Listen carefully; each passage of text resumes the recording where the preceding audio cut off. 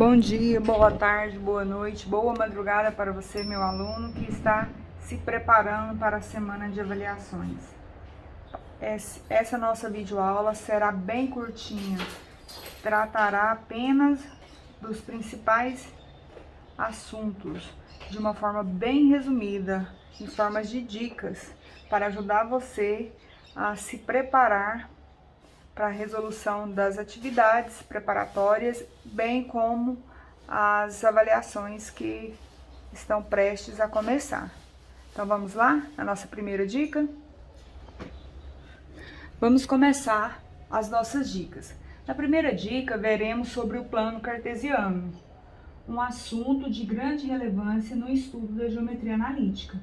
Então vamos recordar o que é o plano cartesiano e as suas particularidades. Eu sei que um plano cartesiano, ele é obtido através de duas retas perpendiculares, né? Ou seja, são retas concorrentes, que possuem um único ponto em comum, e com a intersecção entre essas duas retas, nós vamos obter quatro ângulos medindo 90 graus cada. Então, esse eixo aqui na horizontal nós chamamos de X, ou eixo das abscissas. Esse aqui na vertical é chamado de Y, ou eixo das ordenadas. Nós sabemos ainda que essas regiões delimitadas por essas retas formam quatro quadrantes, onde esse aqui é chamado de primeiro quadrante, sentido anti-horário, tá, pessoal? Esse é o segundo quadrante, esse é o terceiro e, por fim, o quarto quadrante. Sabemos ainda que esse ponto de intersecção do eixo X com o eixo Y é representado por zero, à direita de zero em medidas padronizadas. À direita de zero em medidas padronizadas, nós temos os valores positivos de X. Então, aqui eu tenho mais 1, mais 2, mais 3. À esquerda de zero, nós temos também os valores de X, porém, serão valores negativos. Então, eu tenho aqui menos 1, menos 2, menos 3, até o infinito. Acima de zero, nós temos os valores positivos de y. Então, vou ter aqui mais 1, mais 2, mais 3 e assim sucessivamente. Bem como abaixo de zero teremos menos 1, menos 2, menos 3, também até o infinito. Menos 1, menos 2, menos 3 até o infinito. É importante destacar que essas medidas aqui, elas serão definidas por vocês. Uma vez definida a unidade medida, essa unidade deverá reger todo o plano cartesiano. Se eu utilizei 1 centímetro para a direita de zero, deverá ser adotado 1 centímetro acima de zero, 1 centímetro à esquerda de zero, bem como 1 centímetro abaixo de zero. Então, é facultado o aluno escolher qual é a medida que ele deverá atribuir aí nos eixos. Nós sabemos também que existe o papel quadriculado, né, que é um papel que dá um certo rigor aí nos valores representados no plano cartesiano, mas se não quiser, com o uso de uma régua, você faz muito bem o plano cartesiano. Lembrando que todos os pontos marcados aqui no plano cartesiano, eles são denominados de par ordenado. Par ordenado. Por que par ordenado? Primeiramente, é par por tratar-se de dois valores. Um valor para x e outro valor para y.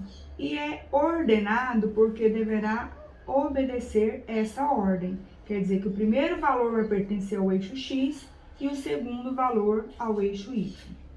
Essa é a nossa dica número 1.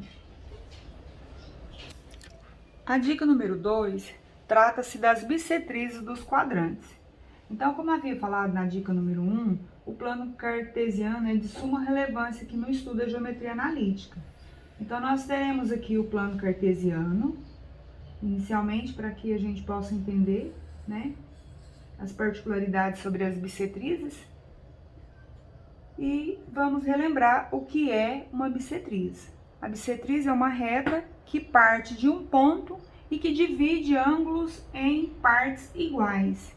Logo, na situação aqui, eu tenho aqui o ponto de origem que é 0 e a bissetriz sairá aqui do ponto de origem, dividindo essa região angular aqui, que eu havia dito para vocês na dica número 1, que mede 90 graus, e as bissetrizes, né, dividirão os quadrantes em ângulos congruentes, ou seja, ângulos com a mesma medida.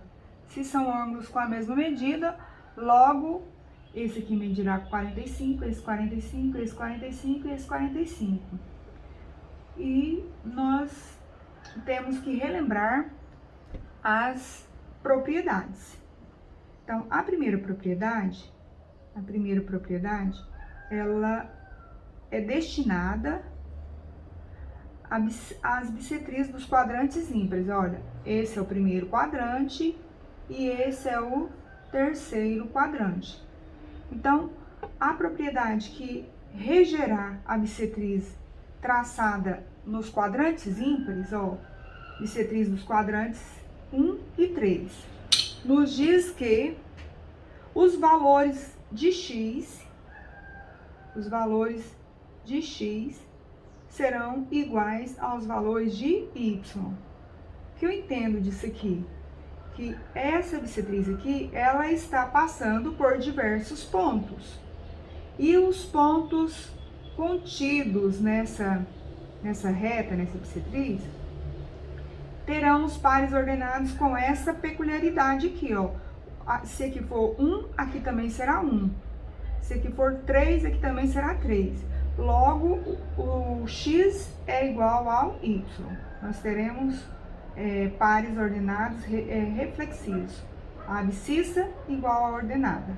Essa é a primeira propriedade. Já a segunda propriedade das bissetrizes dos quadrantes refere-se aos quadrantes pares, ou seja, ao segundo quadrante e ao quarto quadrante. O que essa bissetriz trata especificamente? A bissetriz, ela estabelece que os pares ordenados contidos nessa bissetriz, ó, temos aqui a bissetriz do quadrante par 2 e aqui a bissetriz do quadrante par 4.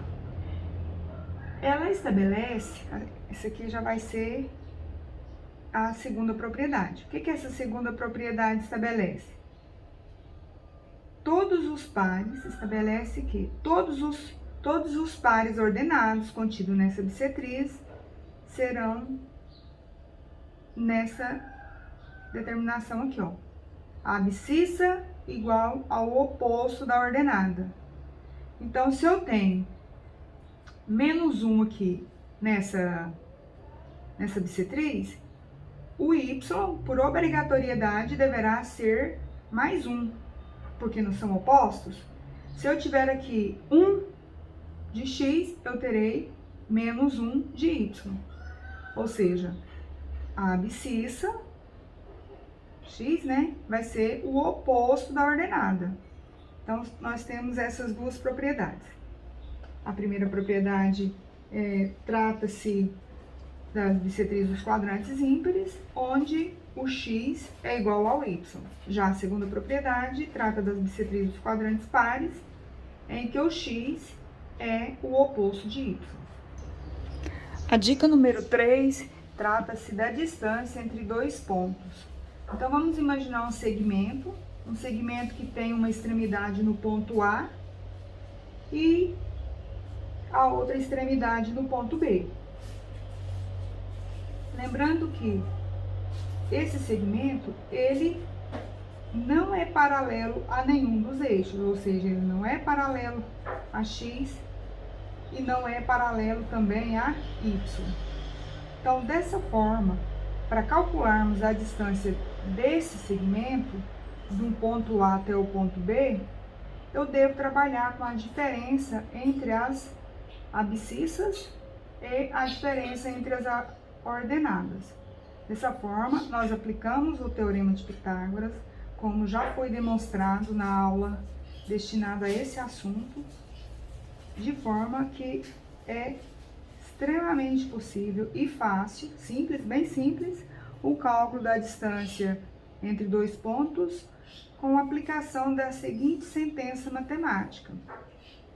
A distância de A até B, então, será calculada por xb menos o xa elevado ao quadrado, mais a diferença entre as ordenadas yb menos o ya elevado ao quadrado. Então, com essa sentença matemática, nós poderemos calcular a distância entre dois pontos.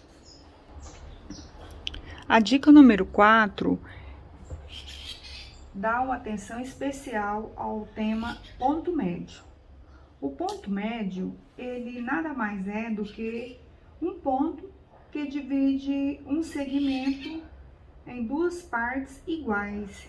Então, se eu tenho o ponto A e tenho o ponto B, se eu quero calcular o ponto médio desses dois, entre esses dois pontos, que denominarei de ponto M, eu devo calcular da seguinte maneira.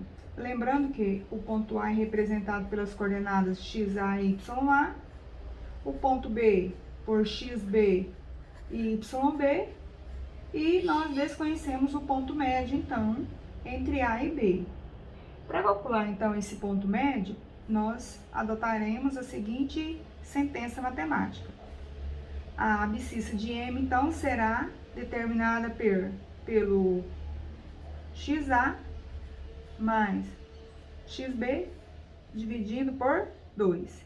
Da mesma forma que a ordenada será calculada por ya mais yb dividindo por 2. Essas duas sentenças matemáticas, então, nos permitirão encontrarmos o ponto médio entre dois pontos quaisquer. Bom, pessoal, a dica número 5, ela abordará questões envolvendo o baricentro de um triângulo.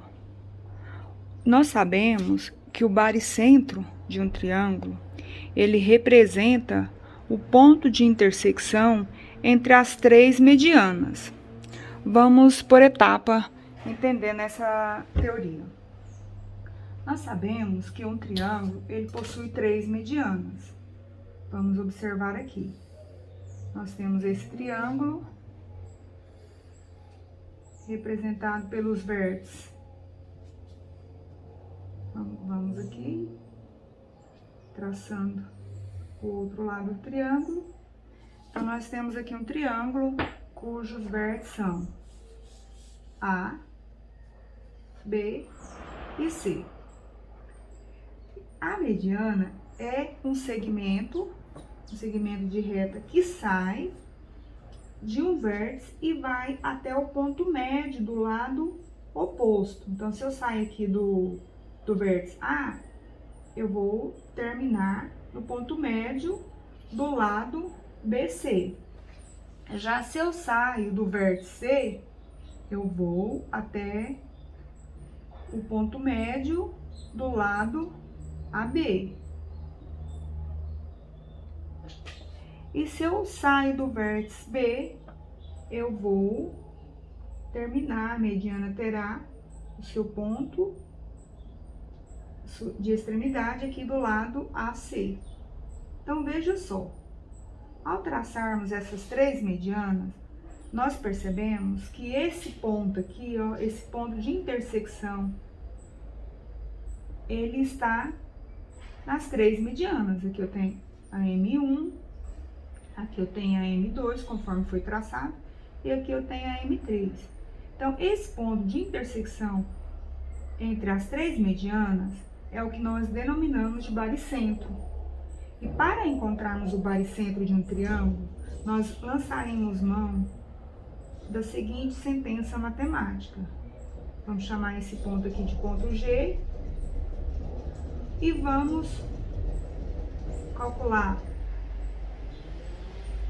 o XA mais o XB mais o XC e depois dividiremos por 3. Eu encontrarei o X de G. E para encontrar o Y de G, nós faremos da seguinte maneira. YA mais YB mais o YC e também iremos dividir por 3. Feito isso, encontraremos esse par ordenado que representa o baricentro do triângulo. Bem, resumidamente, pessoal, são essas dicas que serão de grande valia para vocês aprofundarem os estudos, resolverem as questões, os problemas, conferirem com os gabaritos comentados, já inserido na plataforma GR8. Quero deixar já de uma forma já reforçando a minha disponibilidade em atendê-los. Então logo vocês deparem-se com as dúvidas. E quero também já antecipadamente dizer da importância dessa semana de avaliação. Então vamos dedicar, esforçar um pouquinho além para que vocês possam obter bons resultados. Nós não sabemos até quando essa situação irá perdurar, mas por enquanto nós temos que aproveitar da melhor maneira possível esses recursos disponíveis na formação do aprendizado de vocês. Um forte abraço e boa prova para vocês.